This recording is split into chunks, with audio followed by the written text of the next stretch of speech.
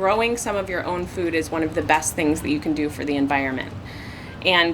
But I live in a city where I don't have access to dirt and a garden, and so it was a challenge to find a way of growing some of my own food in the conditions that I have here locally.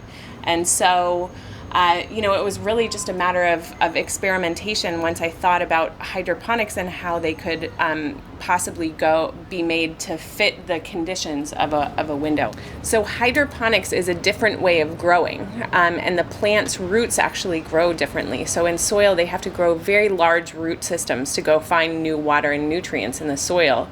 Whereas in hydroponics, you're essentially dissolving all of the food that the plant needs into some liquid and then directing that liquid directly to the plant's roots.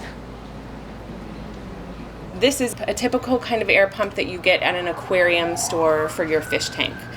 And it is feeding a bubble into the bottom of this tube that's submerged down in the water. And so each bubble, as it rises up to the top, is carrying a little column of this nutrient-rich water on top of it, and then squirting out at the top, and then dripping down through each one of the bottles and through each one of the plants.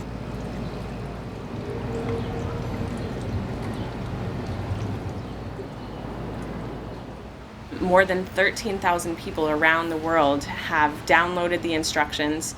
They've built systems in Hong Kong, in Finland.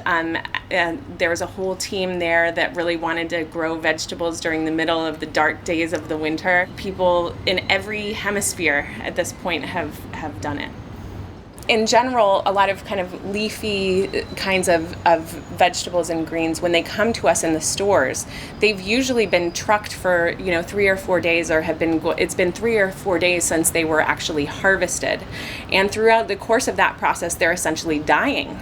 And so the leafy greens that we end up getting are usually have lost a lot of their nutritive value at that point. When I take a bite off of this kale right now, I'm getting all of the nutrients that are there in its in this living leaf.